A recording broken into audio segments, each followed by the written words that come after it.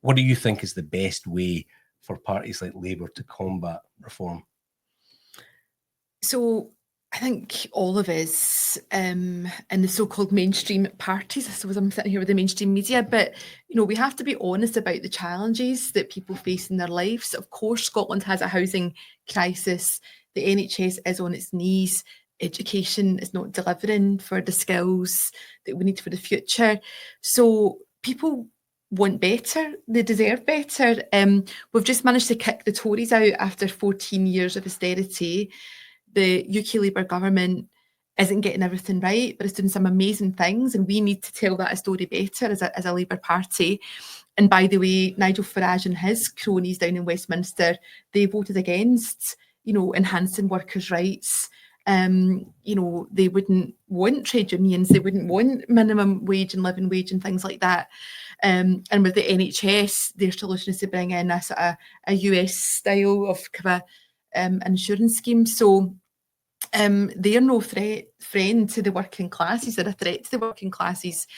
So I think it's important people like me don't go out and dismiss people's fears, because if you've been on a housing waiting list for 10 years and then Nigel Farage comes along and tells you, oh, it's because of asylum seekers that you can't get a house, people are going to give that a hearing.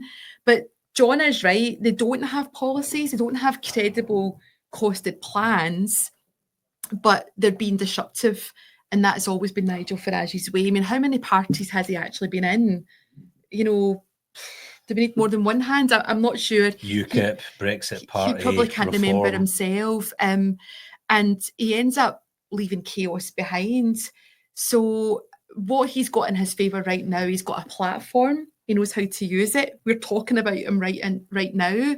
But whether it's BBC Question Time or using TikTok and social media to get their point across, they are cutting through to different age groups, different demographics, different parts of the country. But we've had experience of them now in a Holyrood election. We had the by-election in Hamilton, Larkhall and Stonehouse, and everyone talked up Reform UK, including John Swinney. The First Minister said, in fact, I think it was the front page of the Daily Record. Well, thanks for it wasn't the Sunday Mail, it was the Daily Record, saying, you have to vote SNP to stop Reform. Now, Reform did come third, and they were a bit of a joke in that campaign. I mean, they had a couple of funny videos.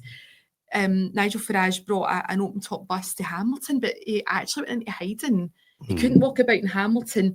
They went to a butcher's in Larkhall, and the backlash to that butcher's, who then put out a notice saying, oh, we didn't invite them here, we didn't know they were coming in, they're not going to be welcome again. So that's why he doesn't come to Scotland very often. But we're not complacent. In Scottish Labour, we know that, in council by-elections and that Holyrood by-election, they have been picking up votes. But when it comes to it next May, people know they've got a real choice. If you do want a change in Scotland, if you want a new direction, we need to get a different government. If you put your vote into Reform, that's just going to help the SNP. So you might get more of the same. But we've got a job to do in Scottish Labour as we get closer to the election to show people our policies and plans. And I think they can see in Anna Sarwar someone who's serious about public service and leading the country.